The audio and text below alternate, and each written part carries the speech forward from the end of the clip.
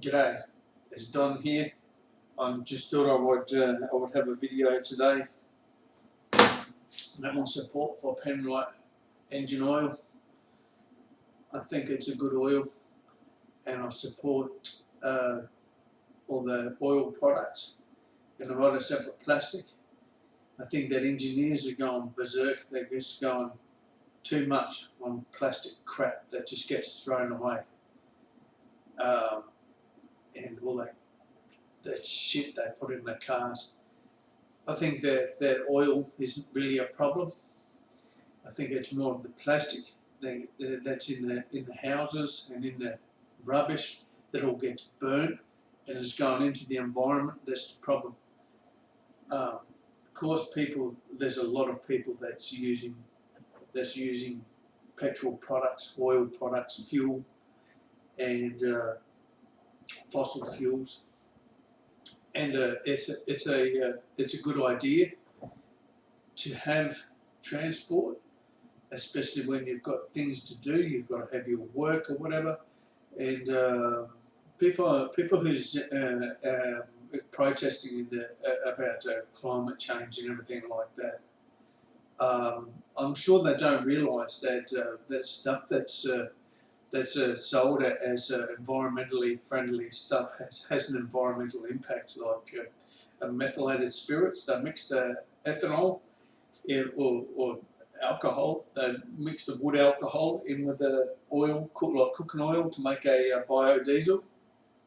The alcohol creates carbon dioxide, which is a greenhouse gas, and and um, so the resources that's used to refine the oil is much the same as the oil that comes out of the ground anyway. Um, uh, Solar panels, the photovoltaic cells poison the water. There's a percentage, it's not very high, but there's some water that can't be used again. After that, it's just waste. We don't hear enough about this sort of thing. And then you've got the whole battery thing, which is what goes next. And if we were making these products ourselves, we will be actively involved in refining the oil. But it could be in a cauldron with olives or flowers or whatever it is to get the oil out of them, and making your own diesel. Then there will be a less time to muck around with some of the other crap what we do. If I had to make my own diesel, which I probably could without too much trouble, I'm sure, then I would. But it's against the law to do it, and I think that all these green technologies, they just put it on a big price tag, and a lot of the stuff, the electronic stuff we're using, it's all plastic, and it's all outdated within a couple of years after you get it. We've got piles and piles of electronic garbage. It's just like if these people are protesting against the use of these things, they're not got a problem with them. But if they're protesting, if they're genuinely protesting because of the money-making predatory ways that people are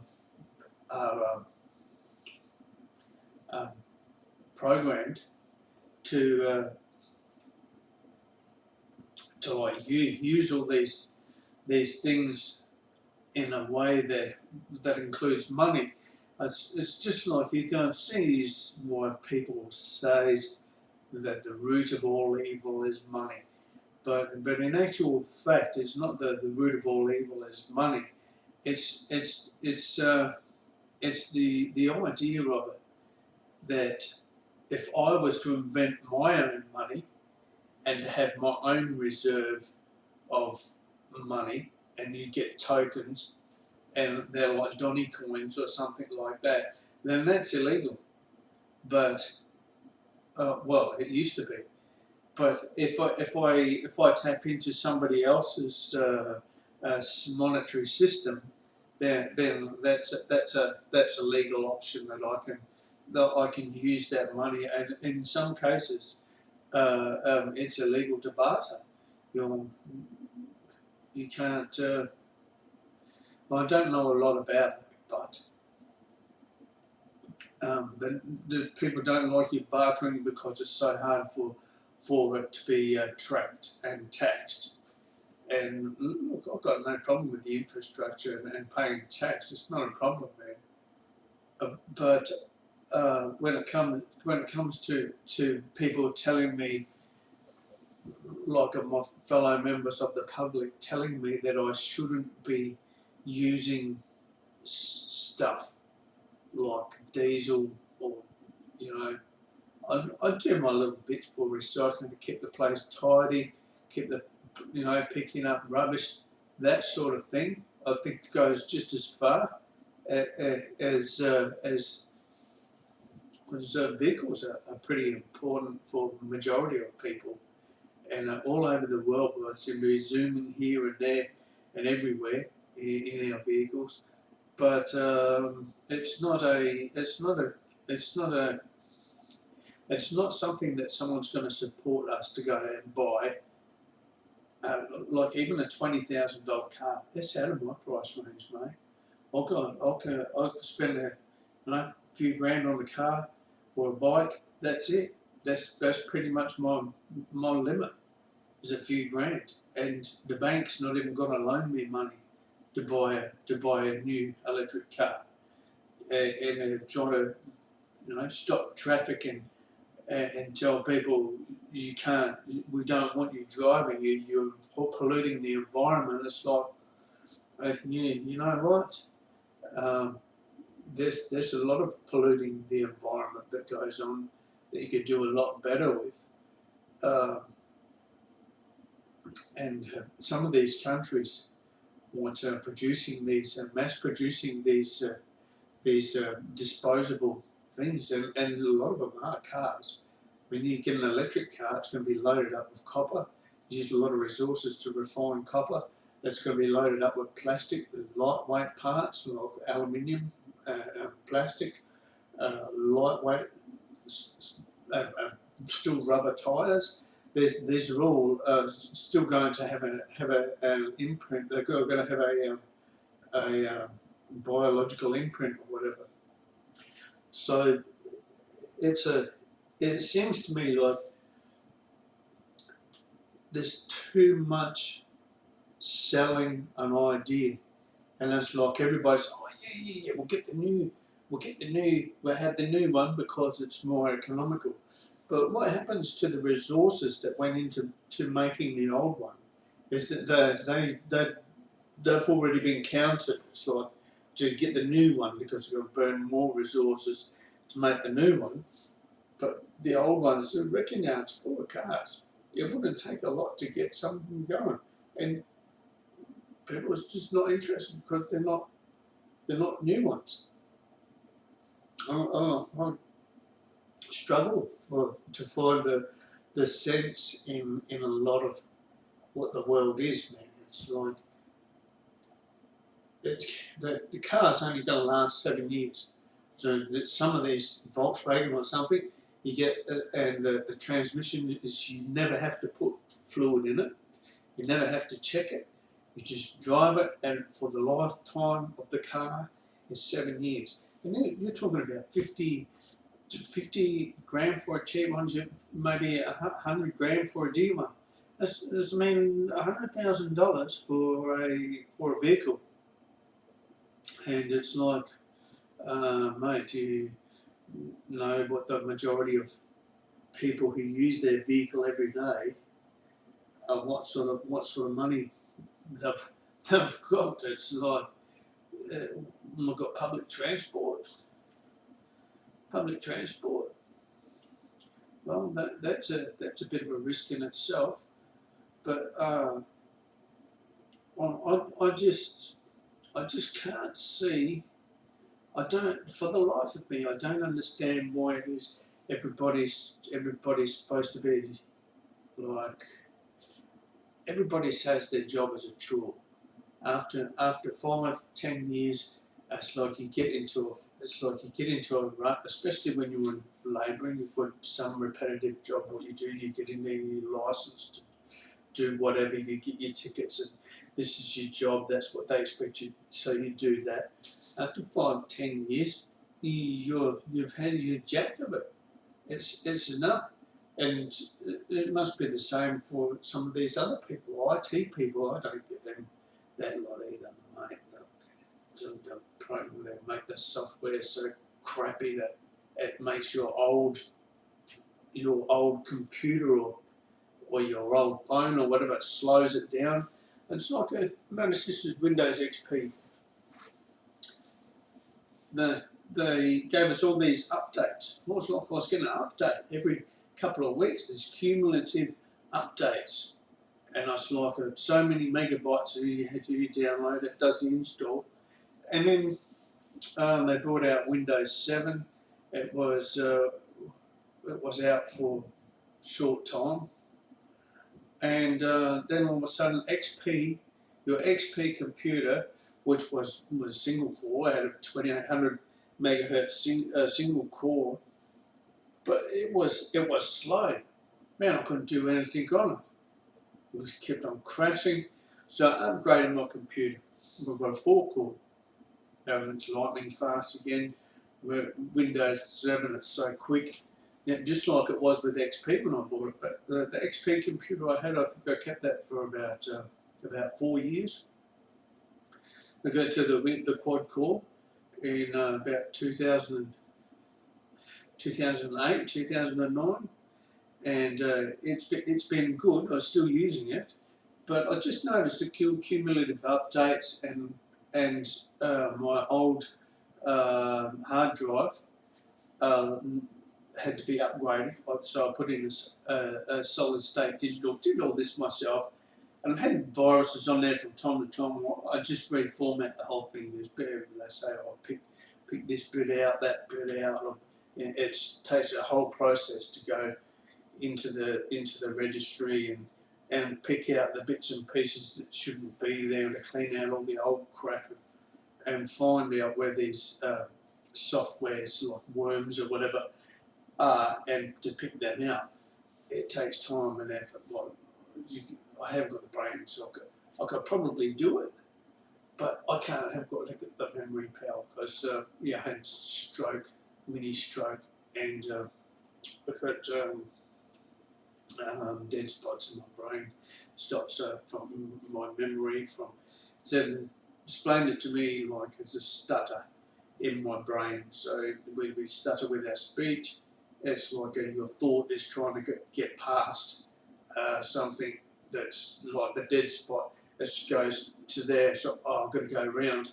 So it's trying to work out which way it's going to go around. So it's going to try and recircuit around that short.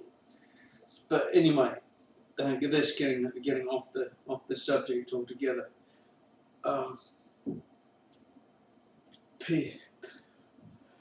These forgotten what I was talking about, but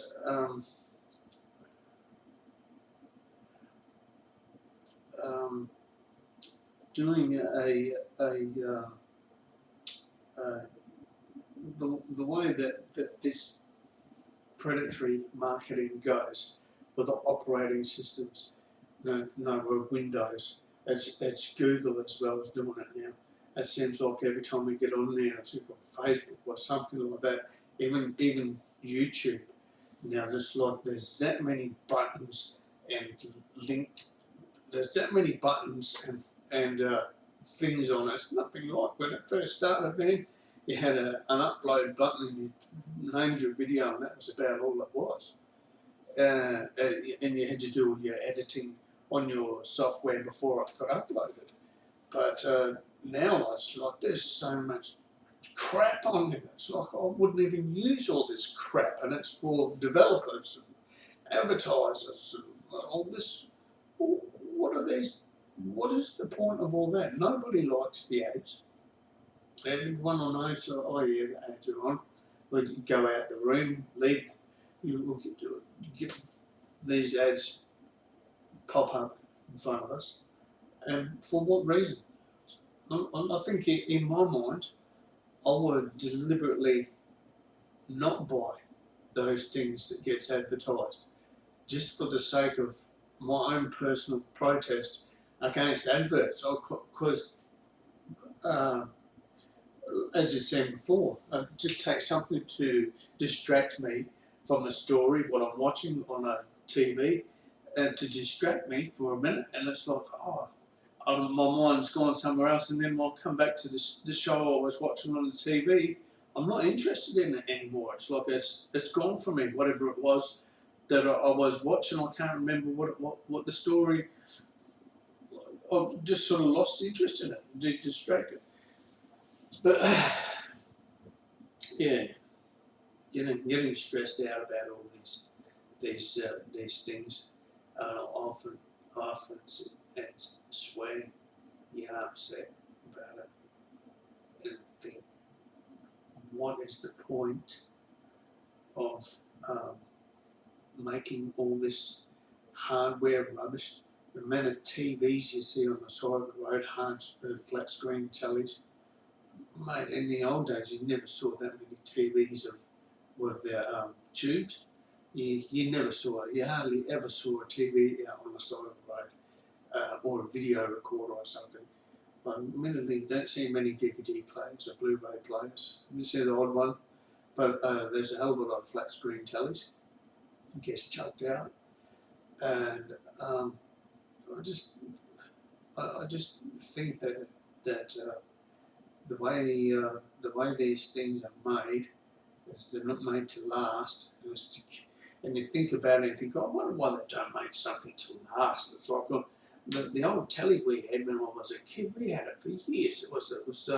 We got a colour telly, I think it was about 1976 or something. And we had that TV for years and years and years. It was all there all through until I left home when I was about 1983. And then it was handed on to me when I had my own place. That was one of the first tellies I had, I think.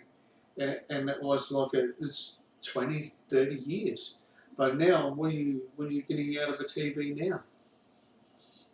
Well, the amount of you said, and the thing about the reasons for it. The reasons for it is to keep everybody in a job. It's like with cars. They only last for 7 years, and it's like a thing. You keep everybody in a job. Everybody's making the cars, making the TVs, making the things.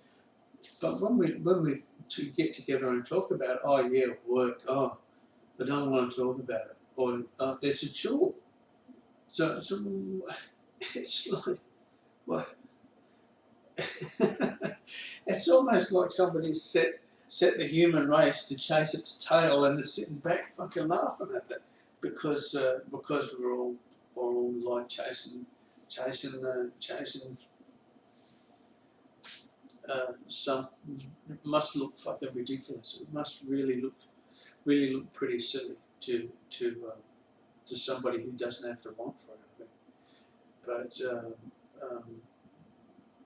these people who are in that category,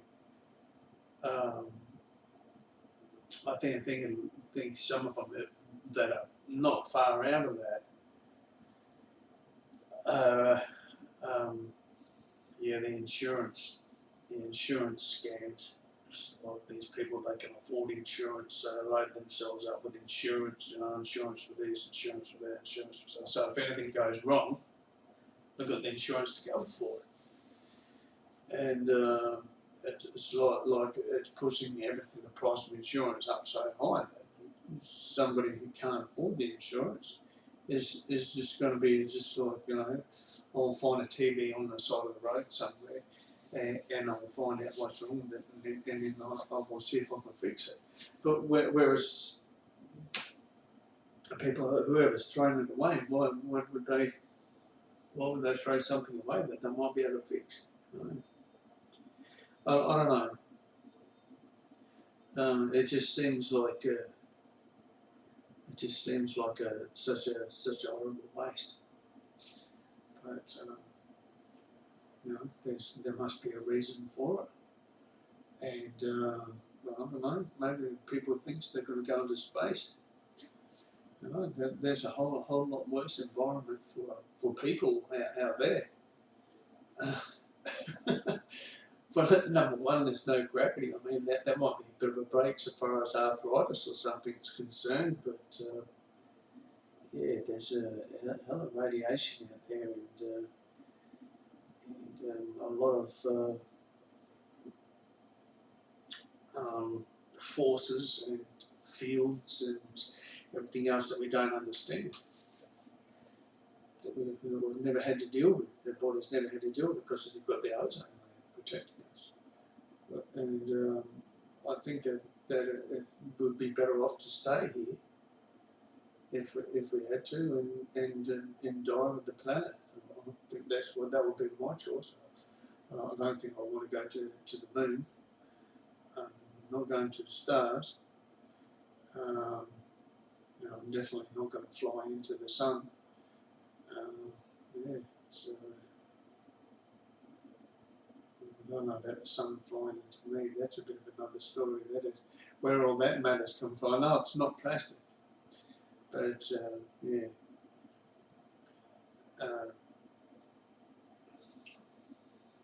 That's another story, another topic, and I'll leave that for another time. But I have no problem with oil products or anything like that. I just have a problem with engineers who are making things that don't last. That's the thing that I think is the problem. Somebody's, instead of making a truck that's going to last, they make a truck that's going to last 7 years, so fuck it, throw it away, we've got a new truck.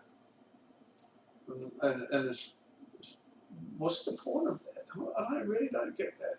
Can't they just have the solid old truck that doesn't have a problem? Some of the drivers on the road, but some of them I'm glad they haven't got solid cars. I had an accident recently, and this woman, I'd seen her on the road, but as I was turning, I was already into this corner, turning right, and I'm following behind the car in front of me, and I looked to see if there was any traffic. I didn't see it, and I was halfway into this turn, like I was probably over into the right-hand lane, probably about a foot and a half, 2 feet, or like half a metre to a metre, and I looked up because I heard the toot horn. I looked up, oh shit, there's a car there. And I thought she would have had time to slow down. Because when I seen her, she was about 4 car lengths. And then I put my foot down to get round the corner. I've got an old diesel van, it's not fast, to get round the corner. And I thought, oh good, she's missed me. Then bang, she hit me up the arse, like bang, thrown the van sideways, back the other way, and I'm holding on, trying to hold on to it, get it straight on the road. So I pulled up into somebody's driveway, has a little seal, and there was not even a skid mark on the road, mate. She hadn't even tried to stop.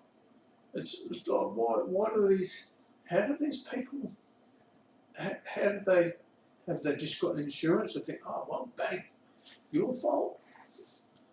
I don't get it. It's just, most people, I really, I'm a bit lost over it all. The planet's gone mad. Maybe not. Maybe just desperate times. People are going to try and get themselves through desperate times. This insurance claim where you can get some money out of that because you have an accident, bang, you've got some kind of injury, some kind of thing, you've got to go and see the doctor. But she waited there, mate. She was in the car and she had an ambulance turn up, she had the fire trucks there, there was a whole fucking industry what is made from accidents. But yeah, she was not more than 50 metres from where she lived. And her neighbours came out and they're telling me off, saying, "Oh, you turned straight in front of her." I just shut up. Because I look like a dangerous person, right? And as soon as this woman, she started on me, I thought, no, here's my licence. I thought, I just looked at her and she was getting upset with me. I said, "Here's my licence. I'm going back to my vehicle." And she hung on to it or whatever, I don't know. But I knew I had to get out of that situation because it seems like people are deliberately trying to manipulate other people so they get themselves into a position where they're able to make the most of the circumstances they're in. It's a smart ass game, and you really have to be on the ball. You really have to be on top of your own game and aware of what people can do. I'm a bad road rage person. I get upset with traffic all the time. But when it comes to dealing with people, I mean, I do some things on the road too. Like today, what did I do? I changed lanes without indicating, and that was because I realised, oh, I've got to turn right up here, and there was no cars behind me, but I started to turn before while I was looking, because I had to get in the right lane. So just things like that. And if there was someone behind me, they would say, "Idiot, what are you doing?" Um, it's normal, but for people to get frustrated on the road, and if when I smoked and when I used drugs and meth especially, I noticed that I was a lot easier to snap off, a whole lot easier, and I guess I've always sort of been, I don't know if I call it highly strung, but energetic, kind of sporting nature of my teenage years I spent with my cousins and their dad. My uncle was he's a soccer coach, so and all the boys played soccer. And they were very, I don't know if you want to call it aggressive, but they were very sporting, almost sort of like a sporting. You can make you can sport, it's just sort of sporting, and yeah, that's the mentality. I think what I can relate the kind of road rage that I have too, but it did get out of hand a few times while I've been on meth and smoked and even smoked weed, and I haven't really done that much driving, but certainly drove while I was stoned or high on meth or something like that, and it has a bad effect on you if you're trying to keep your shit together, concentrate on the road. So yeah, I'm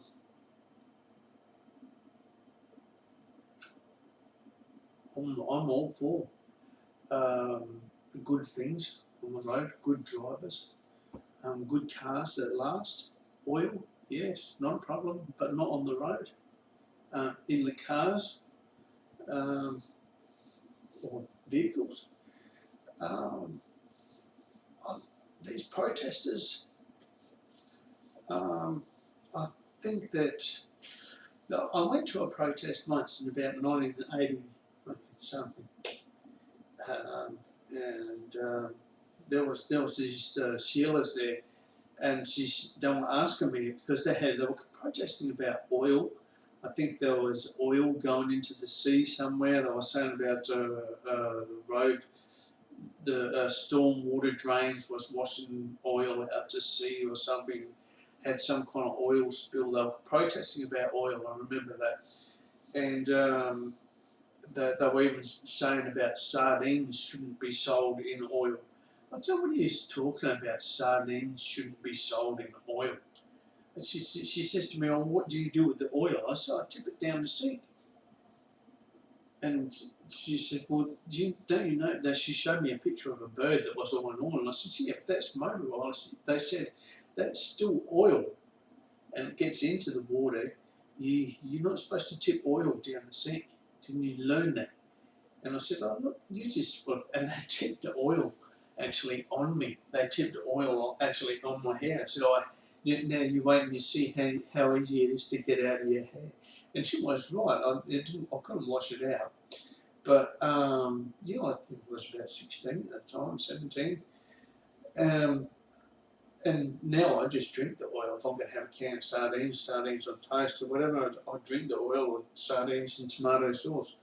But before then, I thought that was always the way. I've sort of seen older people do it and tip the oil down the sink. I didn't think there was anything wrong with it. I thought it was normal. Yeah, don't tip the oil down the sink. Fix your oil leaks.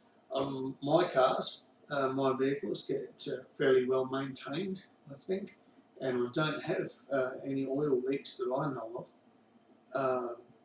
Although the oil, when I'm changing the oil might go onto the asphalt out here, but I do try and clean it up as best I can, and there's minimal impact. So I think if everybody does that, it's better. Some people just empty it out, leave the oil just laying there. It don't matter, and it's like. Yeah, that's not a good thing as far as I'm concerned. But yeah, I just wanted to say something today about these protests. There's been some protests in Melbourne. Some Sheila's chained herself to the steering wheel in her car and just made a general pest of herself. And I mean, they do have a point. A lot of the stuff what the media is doing is driven by their advertisers. And advertising this, that's a whole scam, man. We can't get on top of that because it's just yeah, it's worked its way into everything, and you just can't fucking beat it. I hate it myself. I hate advertising. Ads, like I said, they drive me nuts. But if you were to take it away, what all them annoying people do next? When they get into the software business, because they want to work like other people do. They get into some kind of crap job of doing the tippity tip taps on the keyboard, and they work their way into a thing there where you had to keep on updating everything. It's almost like they whatever the update is, they put a flaw in it, so that they've got to make a patch for the next broken bit. And it's almost as if they're smart enough to do that. It's like the mechanics from the 50s.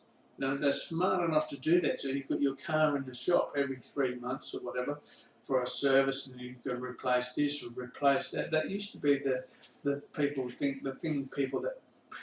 thing people complained about then was the mechanics, a schemer. They're always scamming you. You've got to buy a new this or a new that. You've got to put a new one of these on or something. You found something. You know what I mean? And it's like this same mentality where people need to provide some job security for themselves. Again, it's a money thing. Some job security for themselves by making sure that that what they do is going to be something that they have to do next week as well. So it's next year, next few years. So you can sort of, and it's like all this throwaway junk that gets made, all this shit you get in it, and you've got to keep replacing it. I don't know. things in the old days, before my time, it's like the steam engines are still going. They're still going. But why did they put them out the back? Because it was probably annoying to go around with your little oil can oiling everything. Because you couldn't get on there, you couldn't sit there and just drive the thing. You had to be going around with your oil can, making sure everything's oiled. And then you've got to take care of your boiler as well. Make sure you rinse that out. You don't leave the water in it to get too acidic. Go and put oil in your boiler. So it's almost like I'll buy myself a lathe and start making my own steam engines, and I'll just convert the van into a steam van, and put a steam engine on the bicycle too. And I just think along these lines, and people were doing that 100 years ago, maybe a couple of years. I don't know. Steam engines 100 years ago, they were probably doing it. I'm pretty sure that they had steam-powered motorcycles here in Adelaide. You just be racing through the hills there on the dirt tracks. It would be quite a thrill.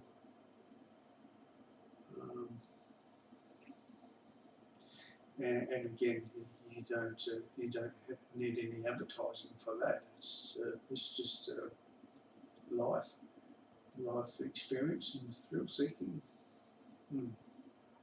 But a lot somebody's got a hold of it and sold it to us, so you don't actually participate anymore. You can watch TV. So you're not participating. You're not pissing in Don's. You're not participating. You're not participating in my life, but you're watching and listening and hearing it. Yeah, maybe you're not because you're not even watching. But if you watched, thank you for watching, and I hope that you can have some kind of a response, or you can leave a comment. It'll be great. Thanks. See you.